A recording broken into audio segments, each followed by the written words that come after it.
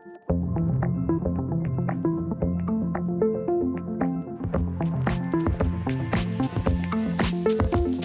this episode is in partnership with progressdata.io, a research-based tool for HR managers to measure what matters when it comes to gender and diversity, pay gap, and creating parity reports with actionable improvement suggestions.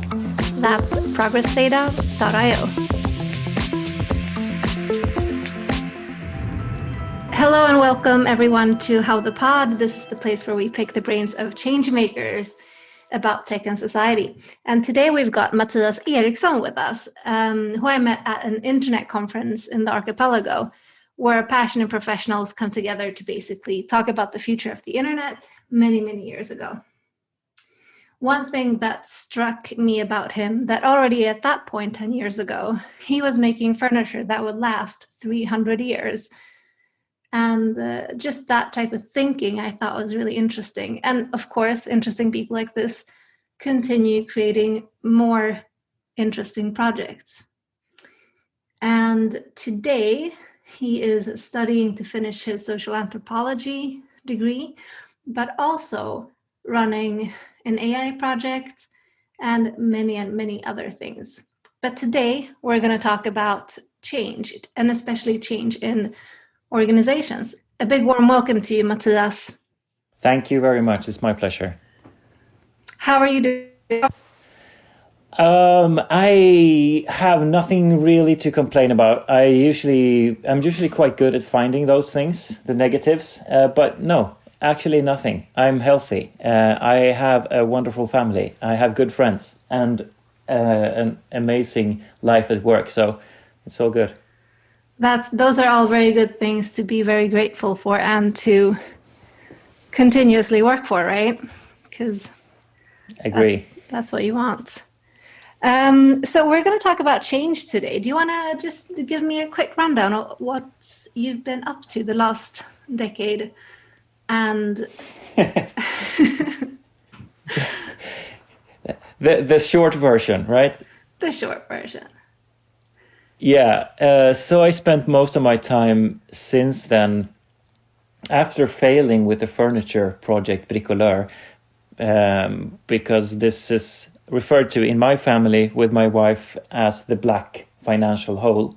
So it was sort of reconfigured and rethought of as an incorporated art project. It was great fun, and we were quite successful in making ourselves famous for this 300-year guarantee of emotional and technical durability. Was harder than we could have anticipated to actually be producing furniture and to also making this guarantee a legal reality, because that was proved to be all hard nor impossible. Well, after that, I spent most of my time in advertising, and as you know, I've run a bunch of different agencies. So I started an agency around 10 years ago called Matter, and we did all kinds of interesting internet-related advertising and did great things. That journey came to an end when I sold the company 2 years ago, and it is that's what I spent most of my daytime with over the past decade, helping clients both drive change internally for how they set up their marketing departments, but also rethink marketing in finding value for their own customers. So we used to say that we had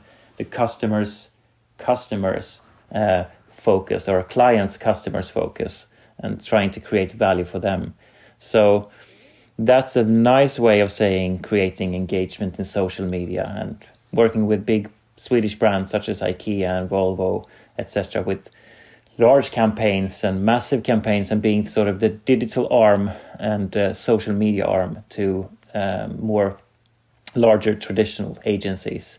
That was all great, good fun, and I think we innovated a bit in the field, but also it's good to be leaving the advertising world, I think, because there's a lot of more fun to be had on the technology side of things in the world, I feel. But what I learned from all of that, apart from the learning experience of building a company, hiring a team, and then eventually selling a company, which is a super interesting thing to do. I think what I learned from my customers is that it's not ideas that really changes the world. It is the nitty-gritty application of ideas and how you actually make that change happen in the minds of people, in the processes, how you work. So setting up new ways of working with marketing. It's coming into the field, knowing everything as you do when you're 25, 26. I think I got more humble over time that even if you have great ideas, it's all about execution. And to have that execution happen, you need to work with people, and you need to be focused on how you collaborate, and you need to be focusing on how you do things different today than you did yesterday. And if everything is changing, regardless, that's a constant, I believe, the only constant, then you need to be not only adapting, but also staying ahead of the curve. And this is also where I started my relationship, my love affair with data and data science. And I think that's where I spent the last few years in my AI company that I was a part of the founding team of called Adverai. And that's an area where I learned a lot as well, working with engineers, mathematicians,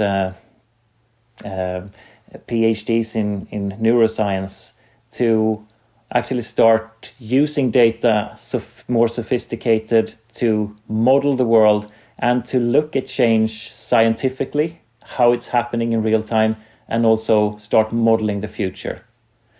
So what I do now, having left both Matter and Adverai behind me from my daily life, not an agency person, not a tech co-founder, but now I'm really an agent of change, working with companies, traditional companies, and helping them with their digital transformation. So that's what I spent my last year doing. This COVID year, the blessed year of 2020, at Icebug, which is an outdoor shoe brand, the world's first climate positive shoe brand, actually. That's quite an interesting story, because here we are almost 1 year after the pandemic hit hard, and we are in a place that no one could have anticipated actually going into this year. So that honestly gives me some pause, but also gives me some credit to believing that change is a constant, because, oh my, has this year been full of change. And indeed it has. So how does it work when you, because I've worked with a lot of really good change management people, and people on both practical levels from all sorts of educations. And one thing that really did catch my eye was you said on your Instagram account, screw goals and focus on the direction, on the value direction. Yeah. And I think that's really interesting. And how do you get a larger company? I mean, to me, sounds very aware already. Like, they sponsored me 10 years ago and gave me my first winter running shoes. And I was like, oh my God, that's so amazing. It is amazing, and it's an amazing company in many ways. So, I mean, the credit belongs to this fantastic team and the leadership here as well, of course. Yeah. But how, because I do know that do you want to tell me a bit about that instead? Like, how did you, Sure, I know absolutely. that you had a interesting journey. Yeah, so, I mean, with your background, being a chaos pilot, it should be sort of your home turf in a way, I believe. And I think it's important first with some definitions. And I think it's interesting to look at what we're really talking about when we're talking about change. Because I think, as I said, my belief, and this is my belief, you're free to contrast this as much as you want, but I believe, like Heraclitus did, that you can't step into a river twice. not the same one at least. And the idea here is, of course, that change is happening regardless, everywhere, all the time. Everything is shifting and changing. And if you have that basic understanding of reality, then it is interesting to start gathering, capturing data of that change and start looking at how change is happening. And you need to be, of course, keep a humility of the limitations of data science. When you look at data, you are looking at numbers depicting reality. And there's, of course, those are always not flawed. They may be perfectly correct, but it's not a complete picture. So what you get in the best scenario is a good set of indicators of how things are. That's the standard way, looking at the state of things. Where are we now? Or where do we want to be? I think that's much less interesting than looking at what is changing, how fast is it changing, and in what direction is things changing. That's more interesting than looking at the state of things. So here basically is the ideology that I'm talking about.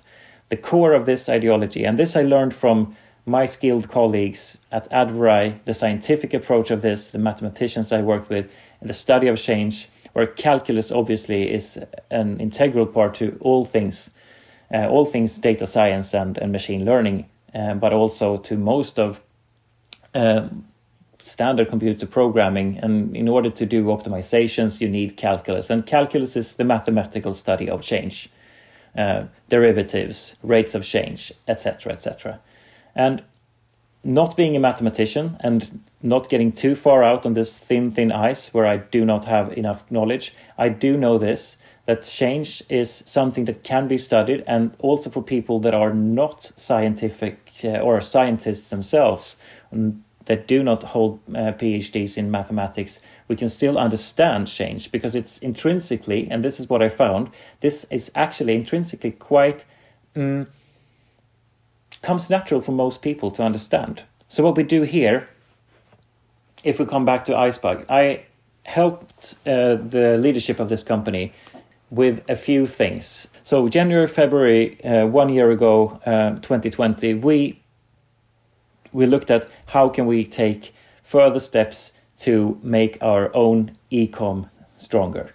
And retailer brands, or rather brands primarily like this, and you can pick anyone you'd like. It can be your favorite fashion brand like Acton Studios or Meso Margiela or whatever you may have. They all have the same problem generally.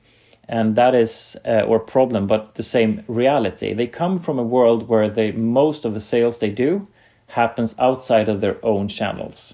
So with a few exceptions, this is the rule. In the Icebug scenario, we are at the ratio of a share of 95-5, where you keep 95% of your revenue-ish comes from channel sales, meaning I sell to a distributor that sells to a shop that sells it to a customer. That's the standard way of doing business. And Icebug is not unique. And Icebug is neither unique in the sense that they wanted to change this. And they wanted to look into gaining more of an independence through getting better at understanding their customers so they can make business with them directly through their own e-com and own retail. But that also makes sense in many ways. Just for product development, etc., you get a closer relationship when doing more transactions directly with your customers. So it's both a financial incentive, higher leverage, good and bad, of course, where you have a higher gross profit from each transaction, but you also need to invest more to make that transaction happen because you need customer support, you need retail, you need all of those things. So that's a situation where Icebug was in going into 2020. And when I provided the leadership team here with a 22-item roadmap of how to gain this influence better. And I helped companies do this before, like Nudie Jeans, etc., when they built up their retail arm once a few years back. An interesting thing here is that I had this presentation the 7th of March 2020, and everyone was happy with it. And 2 days later, the pandemic hit Sweden really hard and hit the world really hard.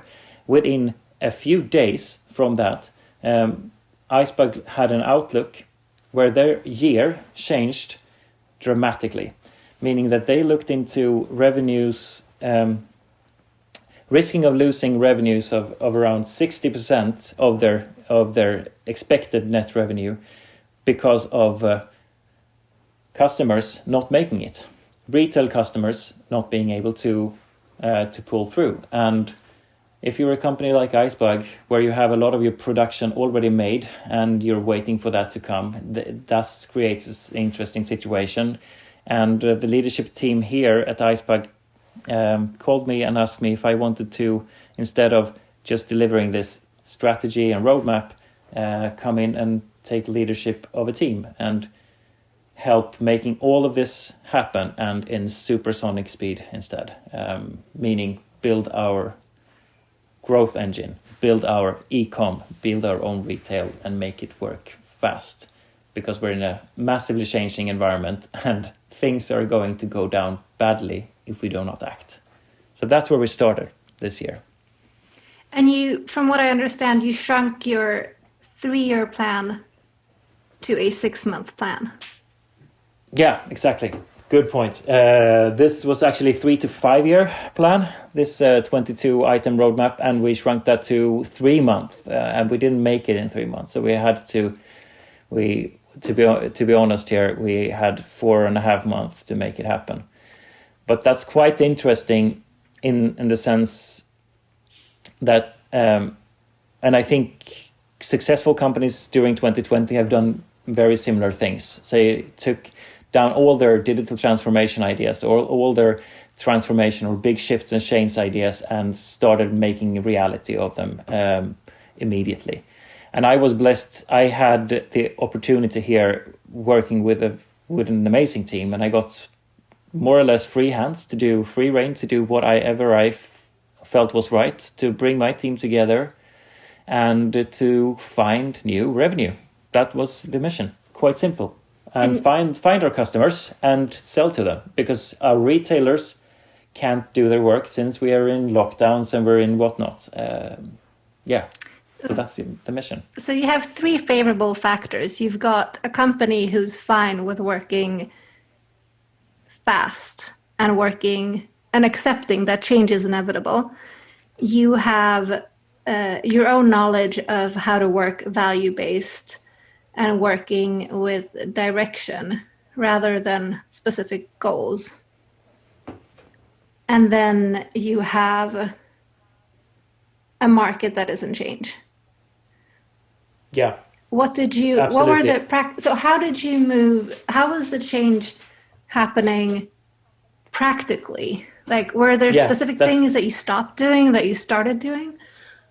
Yeah, that's a good point. Very good point. And we can take this, it's a very good point. We can take this issue, or actually this, one of the things, let's pick up the thing that sparked our conversation here today, the goals versus valued direction.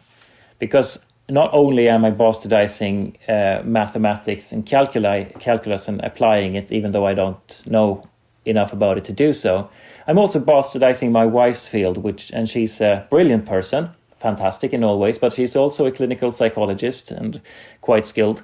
And she inspired me with using something called ACT, acceptance and commitment therapy, and talked about this quite extensively over the years.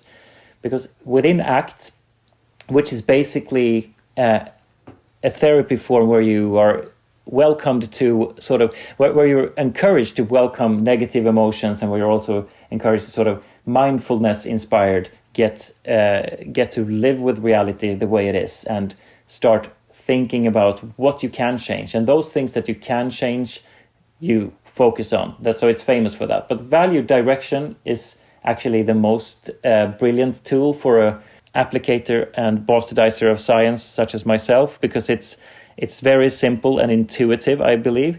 What it means is basically that do not focus on what you want, in specific terms, such as I want a house that is twice as big as the one I have now, or I need a new job.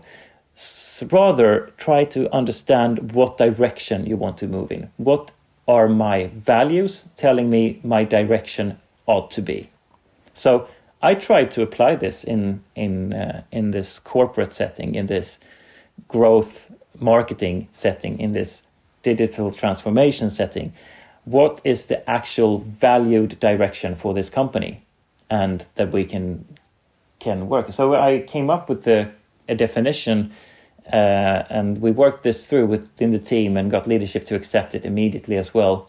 And as you say, we have a fantastic leadership and a very agile organization, and also skilled team members, but also had free reign and a lot of trust. So we told them that we wanted to do this. Our valued direction should be greater independence measured by greater revenue in our e-commerce. So that's quite simply, what is my valued direction measured by, and then the measurement that we're going to look at. And here's the difference. We're not looking at a state. We had 10 million or in our goal, just to say something, when we started this year, because I can't give you the real numbers, but the 10 million, that's what we wanted to achieve within our e-com before COVID hit. And then we realized that, okay, this is something that we need to go further on. So we started working towards the 10 million, and just a few weeks down the road, we saw that we can do better. So we take it to the 20 millions. The problem with this 10 to 20 million is that we're looking at a state, a static reality that we're looking to achieve, right? Problem with that is, there's many problems with that, but here's my main two problems with setting goals. Even though they're smart and smart goals, as we can define if you want to, but measurable and relevant and all of the above, even though they are, the problems with goals are twofold, I feel. A, they're working towards a static reality, and reality is, as I said, I do not believe static at all. It is always a constant of change. It always shifts, meaning that the ideal state, while it's very nice to think about, it's also a lot of research that shows that if you live too much in this idea of the fantastic state that you're going to achieve, then you actually might not achieve it, because you are dreaming about a dream scenario that's never going to happen, because you're spending your life dreaming about it. And also, the static reality is a dream that can never come true, because you will be, even when you reach the goal, you'll be in a reality that is changing. The other problem is that people are really bad at setting goals. And what I mean by that is that we are often setting the bar too low, or we're setting the wrong goal. And the bar too low, we hit that twice. With the first, figuratively speaking, 10 million, that turned 20 million. I'm going to come back to that, because that really screwed things up. So what we did instead was that we made a very, very quick and dirty growth board, where we looked at a few key metrics, 6 actually, and instead of only looking at the raw number of change, one of which was obviously e-com sales, daily basis, we wanted to see that. But instead of just looking at the raw numbers, we did 3 fields instead. So we had a raw number of sales. We had the change from the day before next to it. So if you have 100 day 1 and 110 day 2, then you have a change of plus 10 for day 2, right? And in the third column, in the third field of the data, we actually did quite practically, we also recorded the rate of change. So from 100 to 110, that's in the change field, that's plus 10, and that's also plus 10%, right? Interesting, if you go to day 3 in this thought experiment, and you still have, you go from 110 to 120, then you have in the change field plus 10, looks good, right? But then in the rate of change field, you actually have a decrease in speed. And here's the brilliance of looking at change. Because of this, people start understanding that we can talk about, okay, so things looks good, we're reaching our targets, but actually we're losing speed in the US. Why aren't we picking up speed there like we're doing in Germany? Okay, maybe we're doing different things. So people start intuitively to wonder and to change their actions. In quite practical terms, what we did was to start measuring state, the change and the rate of change for a few numbers where sales was, obviously, e-com sales was the most important one. And this turned out to be changing a lot of things in turn. So minds of people primarily, which is quite interesting. I find that what we found is that the static goals that we had, very traditional static goals that we had of the 10 million that turned 20 million, they started to be less and less important, even though much of the company talked about them. But when we were passing through summer, I believe, we had this fantastic situation of, but hey, we're not going to be able to reach this stretch goal of the imagined 20 here, because it's that would mean that we would need to have a daily average of way too high, of 100K per day in sales or something like that, and we'll not be able to meet that. We haven't been at those levels ever. That was the sort of sentiment when referring to the old static goal. And then we sort of reminded ourselves that what we're interested in here is not actually the static goal. What we're interested in here is actually that we're moving in our valued direction, which means that we are picking up speed and moving at a higher pace towards greater sales in e-com. And when focusing on that, we started again, we had to remind ourselves, because the idea of goals and reaching this static goal is a very hard one to sort of unlearn. And what happened was that we started doing the right thing, focusing on this change and the rate of change and the speed that we were changing in. And what happened was that we came into sort of a culture that our CEO calls a culture of setting record every day, which is sort of the really silver lining to this idea of focusing on speed and this focusing on the rate of change. Because what happened was that we started meeting those daily goals and had new records of 90, 95, 100, 105, 110 in daily sales. And suddenly that felt like it was no big issue. And to give you some idea, today we are, and this was in October, but today we're on a daily basis doing sales 6 or 7 times that of the imagined impossible 100K per day. So now we're doing 6 or 7 times that on a daily basis in sales. And the thing that we learned from this is that we passed this 20 million goal a long time ago, and we considered it a milestone. And that's a very important lesson to learn as well. Do not stop celebrating victories. The victory of passing something like 20 in our case is a huge victory, and you need to celebrate that for sure. But it should not be the state that you're aiming to plateau on. What you should see it is it's something that you pass on the way to greater independence in our case. So no one could have imagined that we would even get to this imaginary 100, but now we're at this situation where we're 6 or 7 times that record daily number. And that feels nothing strange. So now we're shooting for something else. That is another doubling or a tripling or an order of magnitude, which sounds crazy, but it is all made possible because you are focusing on the direction that you're going to and the speed that you're moving in that direction, rather than focusing on a state. Because I wouldn't have, even though I'm a crazy person in many ways, and I'm a visionary, and I believe in big hairy goals from before, right? I could never have set a goal of what we're doing on a daily basis now. I couldn't even have, in my wildest imagination, I couldn't have set a goal for a week of sales that we do in a day right now.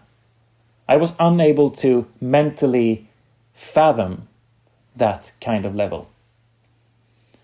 So, and that's me, and I'm the crazy person.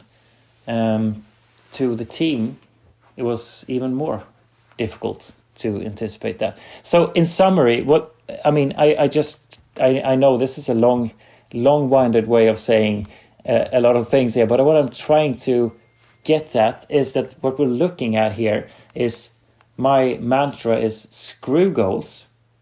Also, quit positive thinking. I'll come back to that. Measure change and instead move in your valued direction. The positive thinking here is a key aspect too, because it is hard. Like I referred before, it's easy to get in a situation where you daydream about a positive future state, and that is actually not what you want to do.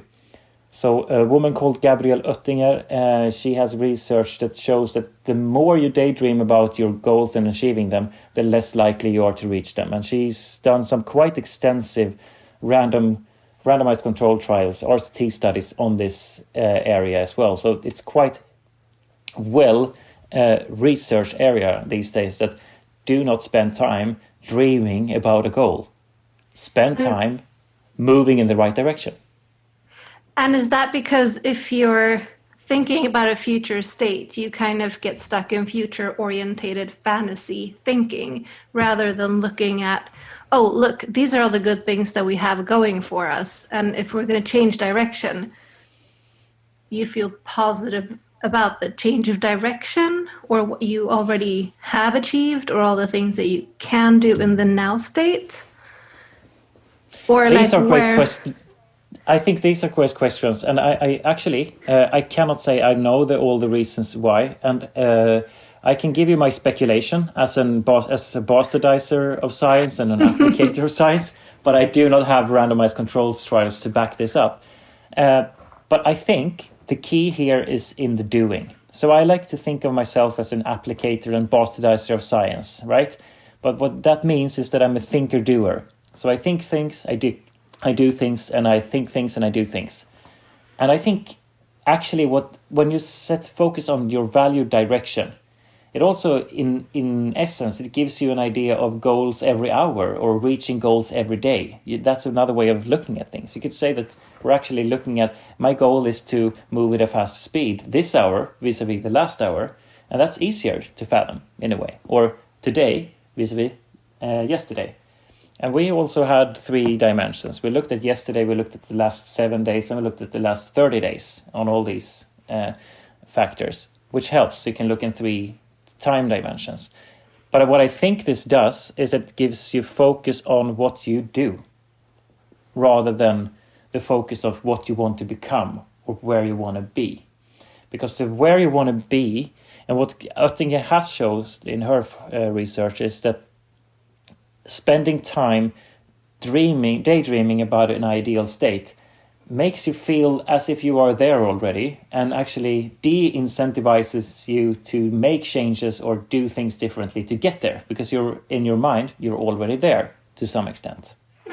To our brains, we're already in that happy place, and that is also part and parcel of what I think is important here when I say screw goals, quit positive thinking, because that's a key issue here as well. And I got a lot of pushback when saying that online the other day, but I stand by quit positive thinking and start measuring change and move in this valued direction.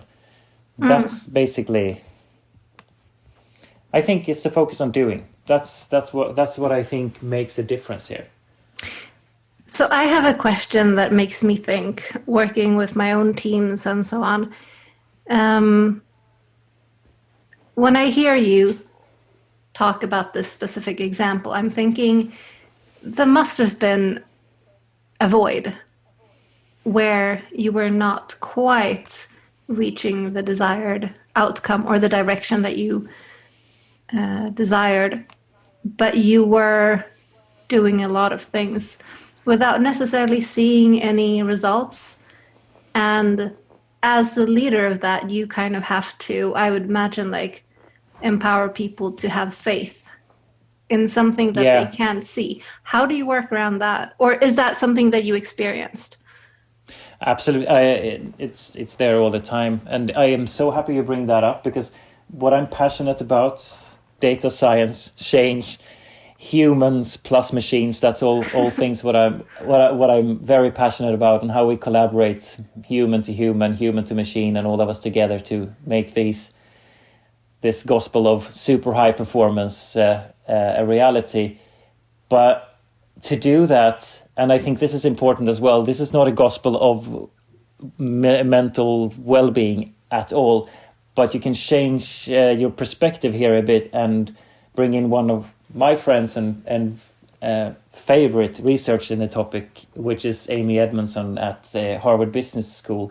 And she's shown that it's not because you should do this because you're a nice person, but what actually triggers high performance in teams, and the factor that beats everything is the factor of psychological safety. And so, and this, I can't imagine a time when this has been more important to remember. So you asked what we did, right? And stopped doing things and did new things. One of the things that we added to the list was a set of principles. And the primary principle in our team was that we should have the most fun of all the teams that ever worked at this company whatsoever. So we should have the most fun all the time. And anyone can sign up for that. Yeah, exactly. And what does that do? I mean, it's a silly thing, right? But what it does is that, okay, above all else, above all value directions and above all, winning, setting records, we should have the most fun. That's the most important thing. That supersedes everything. And what that little principle did is that it made a huge psychological safety factor, I think. So this is trying to take Amy Edmondson's brilliant research into bastardized applied reality again.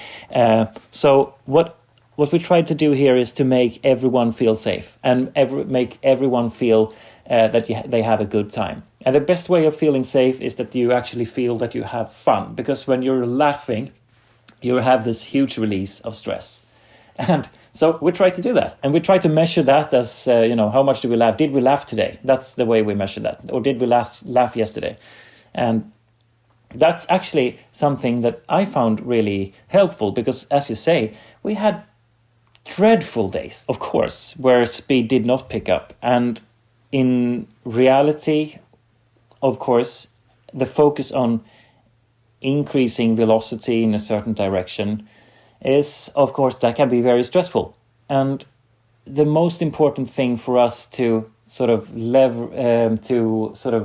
mediate that feeling was to make sure that we had fun first and foremost, and hence the principle of having fun. But also, moreover, which I think is equally as important, is that when you are focusing on having fun, you actually are in a situation where you can change behavior more with less prestige and less of a situation where you find yourself in losing your face doing something. That's at least our experience, and focus on having fun made it less serious about doing things in a different way. And I found that to be very helpful. And I think also, again, remembering that what Amy Edmondson showed in her research in the Aristotle project at Google, for instance, was that high-performing teams had one thing in common, and it was the high degree of psychological safety. And I believe in that very hard. And if anyone wants to learn more about that, I can truly recommend her book, The Fearless Organization. It has helped me understand a lot more of the practical side of things, of how to do this as a leader. That's fascinating, because I think laughter is super important. Kindness, even when it's difficult, is super important. But you can almost have a day where you're not laughing, and maybe you're not even especially kind, which you should always be, I think. But if you have a set value ground with someone or a group of people, and you know that, I might deliver some really harsh news today, but we know why we were doing this. Let's say increased independence, right? Then it's so much easier to handle that.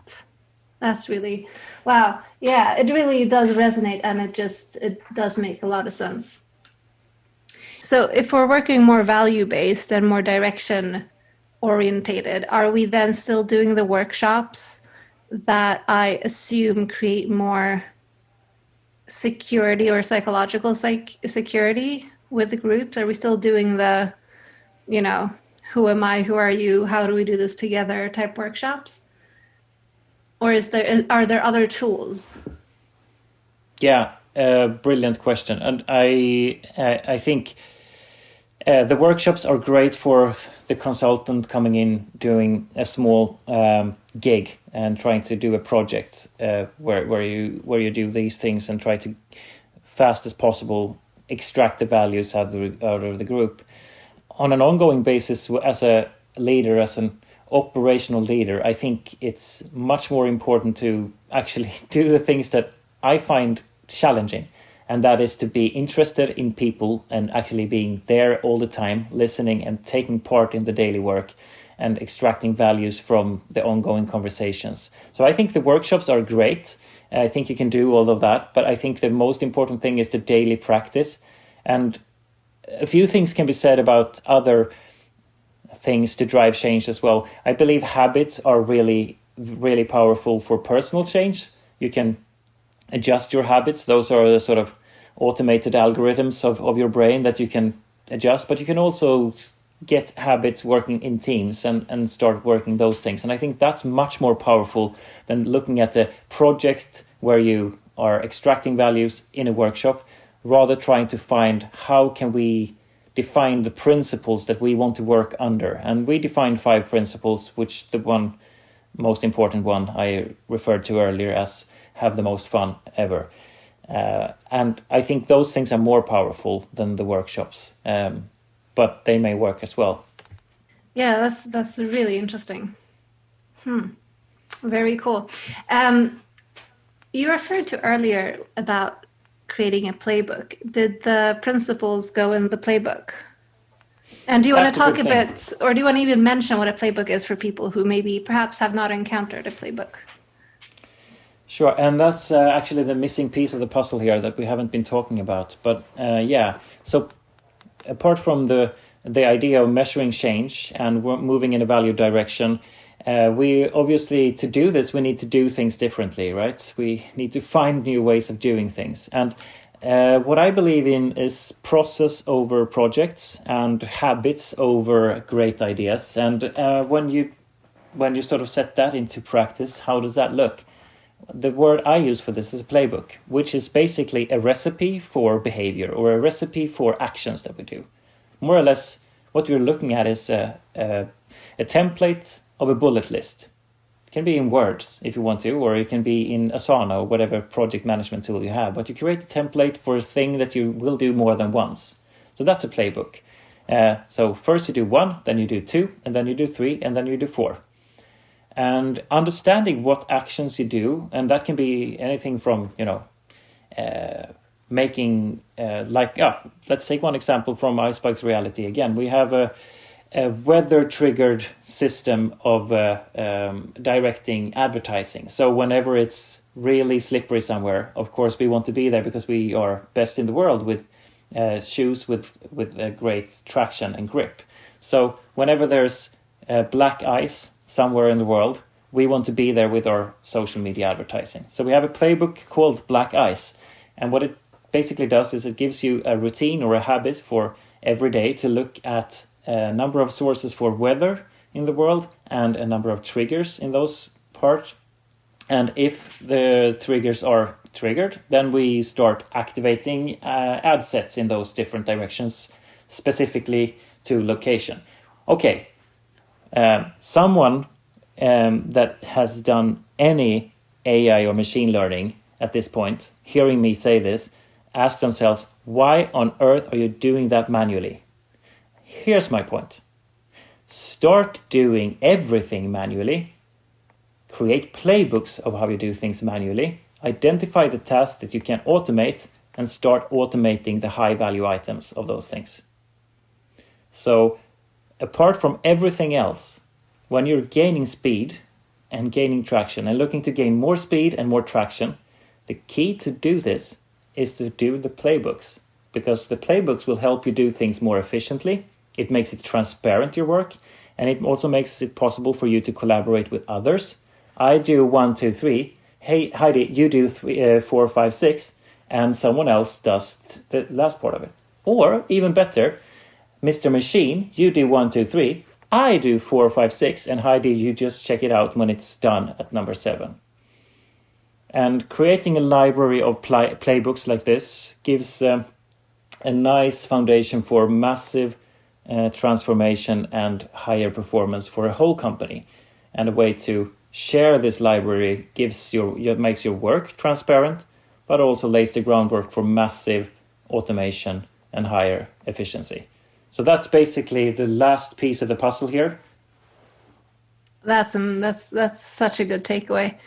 And when would, because I've seen them in companies working for others, when does an employee pick one up? Is it upon starting in a company? Is it when you're starting to collaborate with a new team? Daily, all the time. So this is not a handbook. This is not a personal handbook, because people use this word for playbook differently. What it means in my words is it's just a fancier way of saying a process description, if you want to. This is basically Kanban or ISO standards, or whatever you want to call it. This is quality assurance, etc., in a way, but packaged as a way of doing processes differently. Look at it this way. Whenever you do something new, start by doing and documenting. So you do the process and you document the process. Then, as soon as you've done it once, and this is half an hour later, you share it. That's scary stuff, right? Because then you need to be very transparent, and hence you need to have a fearless organization. You need to be psychologically safe doing so. Then you share it, and then we talk about it. And if this is a successful playbook, then we deploy it, much like you would deploy a number of line of codes into, just like you do with code. You deploy it into the organization. So you have a playbook, you try it, deploy it, and then you take it out of action if it's not working. You optimize it if you need to optimize it. You automate part of it. Now, this is not something you read on the first introduction week. This is something you work with every day. You do playbooks for everything you do, and I am relentless in this respect. This is the way to work. It's been super lovely to hear your process. Where do we look into creating playbooks if we want a good book? You've mentioned several other authors and researchers. That's a book I have to write, I believe. I don't know really. I'm sure your listeners know more, and I don't have any good reference for the playbooks.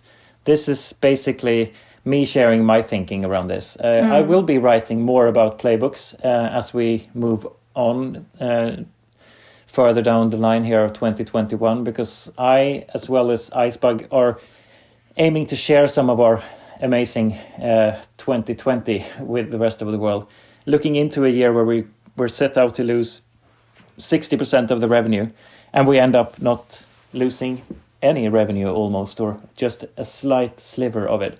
And that's not only because of the fantastic team I led, it's more because of the entire company adapting to a new reality, changing fast, and a great leadership, where we also had the majority of our sales. Even though we've been doing great with e-com, the majority of our sales is elsewhere. And everyone here has been super creative to make that happen. So me and Icebug, we're actually thinking about sharing more of this going forward. And yeah, you'll have to stay tuned on my blog. Well, I mean, if you have ideas. Yeah, I do. I mean, there's so many successful companies sharing books. I'm thinking of 37 Signals, which is a engineering company that built, what's it called, Harvest or whatever they built. And Basecamp, I believe, is their claim to fame. Yeah, and then they then they wrote the book getting real, which for anyone, ever developing software, that is like, read that book and it will, it's like every chapter is 1 page and it radically changes your life. It's like, I know. why are I love people it. reading this at universities? But anyway, so no, but it's sorry. I can just say that I want to say that absolutely read that book. I agree 100%, and that is actually for more than anyone building software. This is building organizations too. Yeah. I believe it's great for that. Good. Then I'm hopefully going to have you on the pod again when we talk about your book about playbooks. I hope so. All right. Inshallah. Well, yeah, that sounds like a good thing. Inshallah on that. I feel like we can start rounding off now. I'm happy.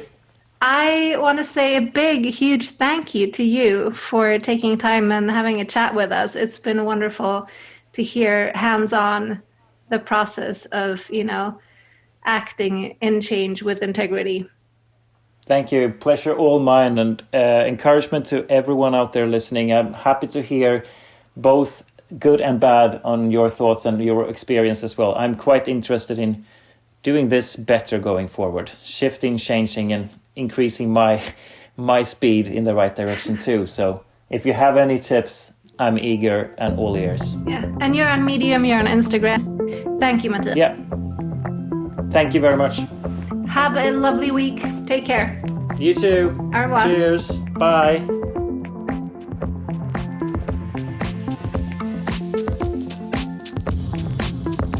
So this episode is in partnership with progressdata.io, a research-based tool for HR managers to measure what matters when it comes to gender and diversity, pay gap, and creating parity reports with actionable improvement suggestions.